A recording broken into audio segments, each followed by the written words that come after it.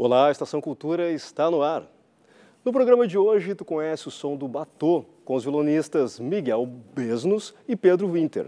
Tem ainda um bate-papo com Joana Amaral, que integra o elenco do espetáculo 100 Formas para Dançar o Amor, que rola hoje no Teatro São Pedro. E tem ainda uma reportagem sobre a exposição Que Não Sei, da artista Tânia Oliveira. E começamos com livros. No início da semana, o jornalista Luiz Gil comentou aqui no Estação Cultura sobre o novo livro do dramaturgo e escritor Ivo Bender, professor aí de uma carreira lá no Departamento de Artes Dramáticas da URGS. E nossa reportagem foi conferir a sessão de autógrafos da obra Quebrantos e Sortilégios. O dramaturgo Ivo Bender lançou seu segundo livro na 8ª Festipoa Literária. Quebrantos e Sortilégios é composto por 10 contos em que o mistério e o encantamento são protagonistas. Aqui eu trabalho com o meu imaginário, claro, e com alguns mitos gauchescos, digamos assim, e eu trabalho também a questão do golpe de 1964, o golpe militar. Dessacralização de determinados eventos ou determinadas personagens, como os santos da igreja, por exemplo. Isso é, em síntese, a matéria do livro. São 10 contos, né, em que 3 ou 4 lidam com a questão do golpe militar. Não diretamente, é o cenário no qual se desenrola a ação, digamos assim. Né? Tem por fundo o golpe militar.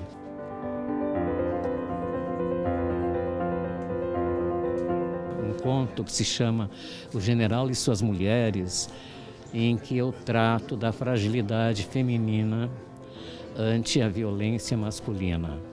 Então eu ponho o general frente às prisioneiras subversivas. Me espanta muito essa violência mais ou menos, eu não queria dizer a palavra, mas assim, generalizada que existe contra o feminino.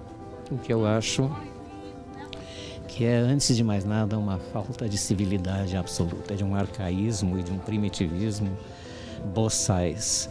E isso tem que ser remediado de uma maneira ou de outra. Ivo Bender trabalha há mais de 50 anos com peças teatrais. Ao longo da carreira, já escreveu mais de 30 montagens.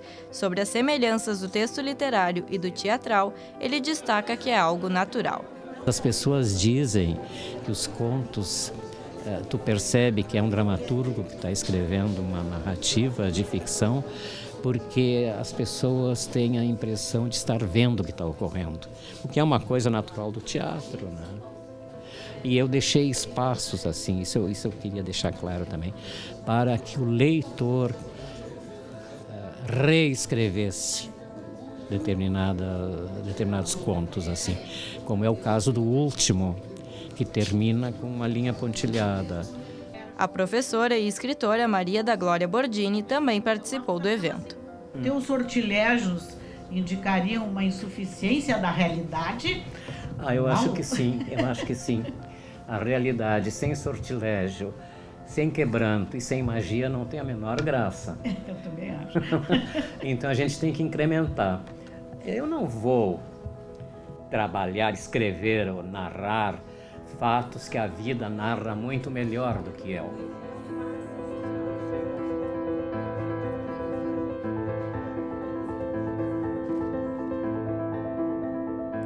8 bailarinos apresentam diferentes maneiras de dançar o amor.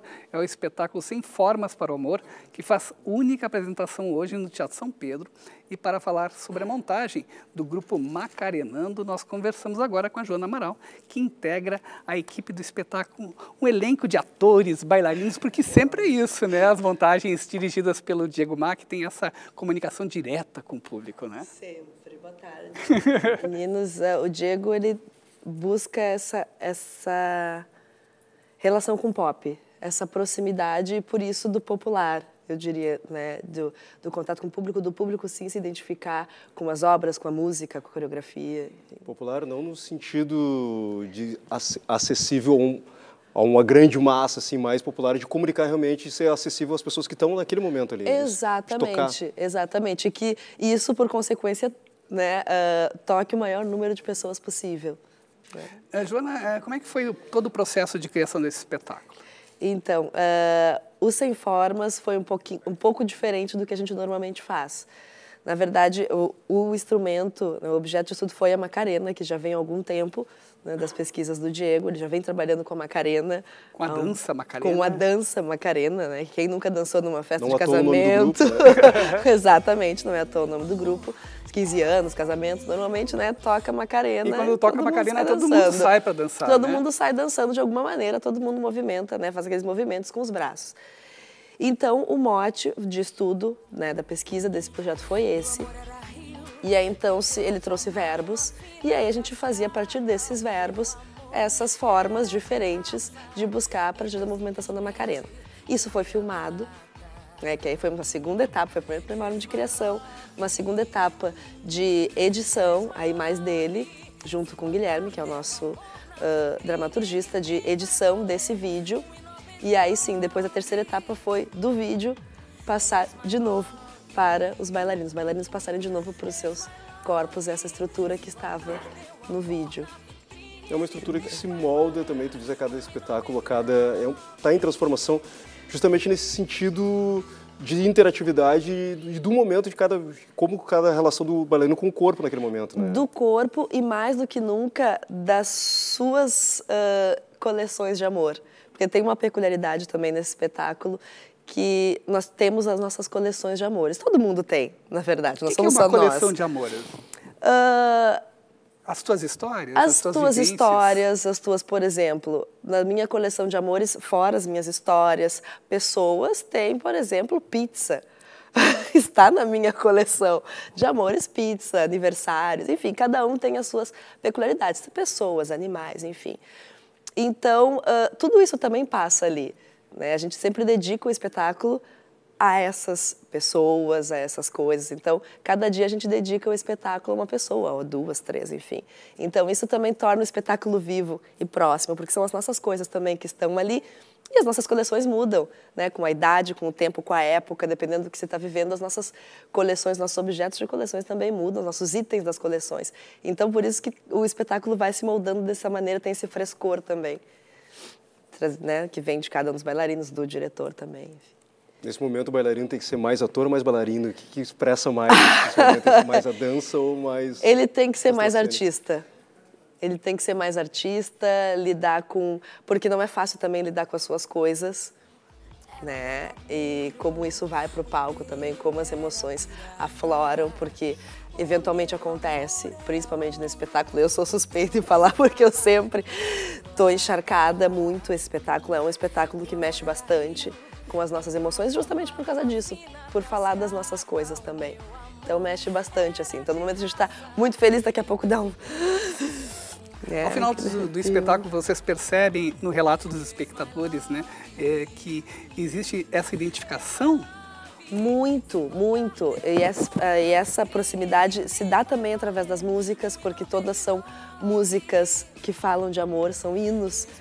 O Diego gosta de chamar do amor, então as pessoas já se identificam pela música, pela sonoridade, e aí com os movimentos, e sim, há uma troca de olhar, uma troca de energia. Então as pessoas saem dali...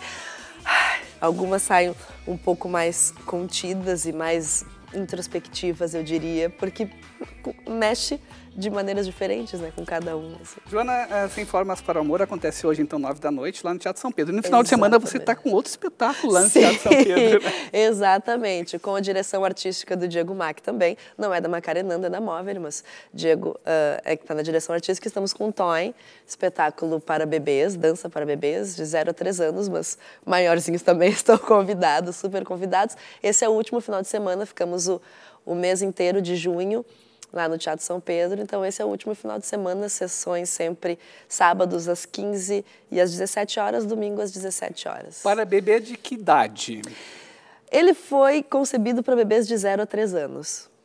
Vão a bebês maiores para assistir, enfim, mas o espetáculo é voltado para bebês de 0 a 3 anos. E daqui 2 semanas você estreia outro espetáculo, daí como atriz, né? A agenda tá cheia.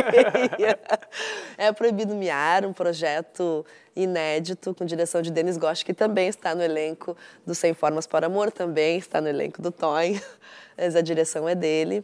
Uma peça que fala sobre as diferenças. É um cachorro que mia, já é um tanto peculiar, então a gente já começa por aí. Né? Joana, muito obrigado pela tua participação aqui. Imagina, eu que agradeço. Lembrando então que o Sem Formas para o Amor acontece hoje, 9 horas da noite, lá no Teatro São Pedro. O Estação Cultura vai para um rápido intervalo, mas antes disso, você confere o som do Batô. Por favor, meninas.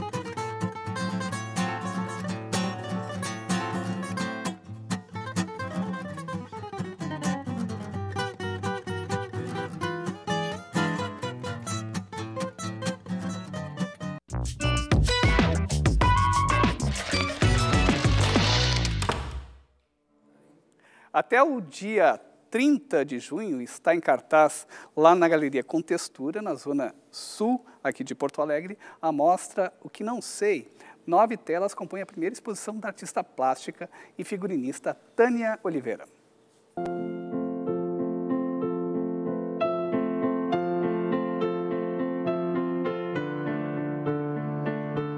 Esse trabalho que está aqui tem muito da figurinista em cima. Eu tinha foco muito em figurino de época, portanto, eu trabalhava muito com envelhecimento, com texturas. O material, para mim, é muito importante, né? O toque do material. E isso eu acho que eu trouxe um pouco para as telas.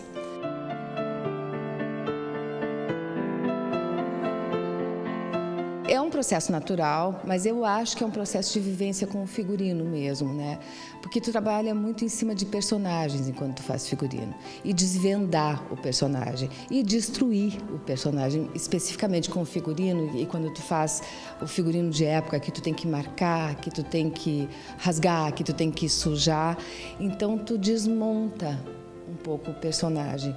Que é o que, né, tu desmontando esse personagem, tu dá vivência para ele. Eu acho que é um pouco isso também. O personagem está aqui. Existe um personagem, existe uma procura pelo personagem também nas telas. Tu trabalha com os tons terrosos, que tem filmes de época, que eu trabalhei muito com filmes de época.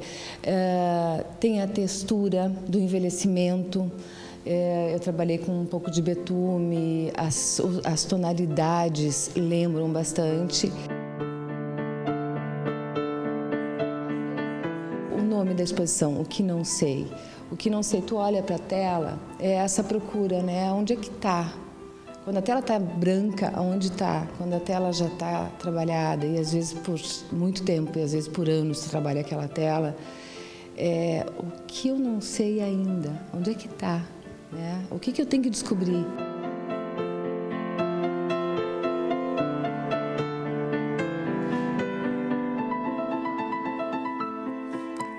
E o nosso som ao vivo de hoje é com o Batô, que se apresenta sábado no Café do Margues. Nós recebemos aqui os violonistas Miguel Besnos e Pedro Winter. Tudo bem? Sejam bem-vindos. Tudo bem, Newton. Muito prazer. Obrigado por nos receber.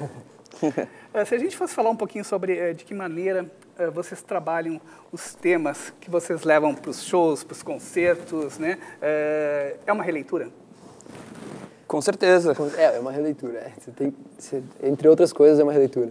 A gente pega músicas que, basicamente, que a gente gosta de tocar, sem se prender muito a algum estilo específico, e trabalha elas da maneira que a gente acha mais legal. Então, a gente está tocando vários estilos de música, jazz cigano, jazz tradicional, misturando um pouco de rock. A gente tocou Aquarela agora antes do intervalo, é uma mistura de jazz cigano com música brasileira. E tem essa ideia também que o jazz ele sempre explora temas que as pessoas já conhecem, né? Que já têm familiaridade. Só que os temas tradicionais de jazz as pessoas atualmente não conhecem tanto, né? Então a gente está trazendo músicas que as pessoas têm uma familiaridade para adaptar para essa linguagem, com recursos diferentes, né?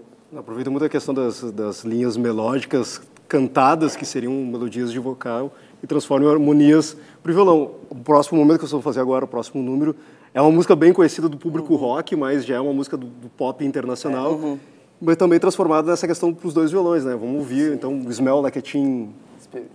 Batô? Smells Like Batô Spirit.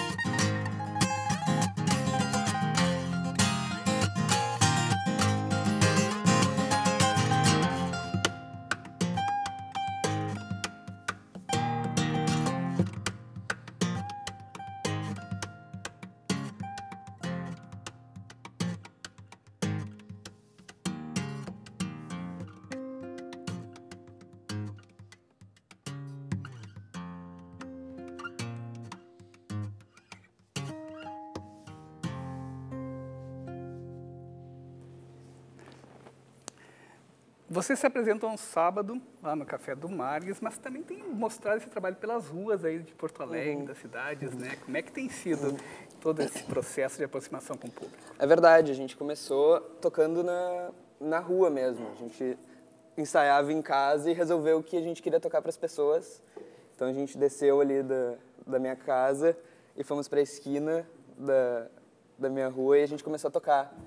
E o público sempre muito receptivo, assim, as pessoas passam na rua e veem a gente tocando e na real acham que nós somos uns ETs, assim, porque não é muito comum em Porto Alegre se ter música na rua. E é algo que a gente gosta muito de fazer. Alguns espaços determinados da cidade, né? Sim. É um espaço que não é habitual ter música, né? Então ficou... A gente até tá vendo um vídeo de vocês aí na rua, né? Que legal. Que bacana. Isso é lá na esquina de casa. Isso foi a primeira vez que a gente desceu para tocar. A gente tinha uma apresentação na segunda-feira, isso foi na sexta. A gente foi lá tocar. E a questão de estar usando os dois violões, a questão que não precisa de microfonação, faz com que vocês possam se adequar a vários espaços, né? E esse espaço da rua é um deles, né? Isso é o mais legal. Isso é o mais legal. Isso está sendo bem interessante, que a gente está tocando em muitos lugares justamente por isso, né? Então, é um evento que não precisa de muita complicação, que não tem toda a estrutura, a gente pode tocar. Inclusive, sábado a gente vai tocar no Acervo Independente, ali no centro histórico, num evento parecido com essa ideia de tocar na rua. Assim, eles usam a rua para fazer os eventos deles e a gente vai participar lá também. No Café Cantante, a gente também está tocando com uma frequência quinzenal e desplugado também, totalmente acústico, como a gente toca na rua mesmo. E o legal é que a gente pode levar para vários lugares também, plugado ou não plugado. Bom, legal. O espetáculo, então, o show do Batô acontece sábado, 5 horas da tarde, lá no Café do Marques, na Praça da Alfândega, sem número. Pessoal, muito obrigado pela participação de vocês aqui. Muito obrigado. Parabéns pelo trabalho aí. E o Estação Cultura de hoje vai ficando por aqui, mas como o Newton falou, a gente não deixa vocês sem um pouco mais de música, então aquele encerramento clássico do Estação Cultura com o Batô fazendo mais um tema para nós. Obrigado.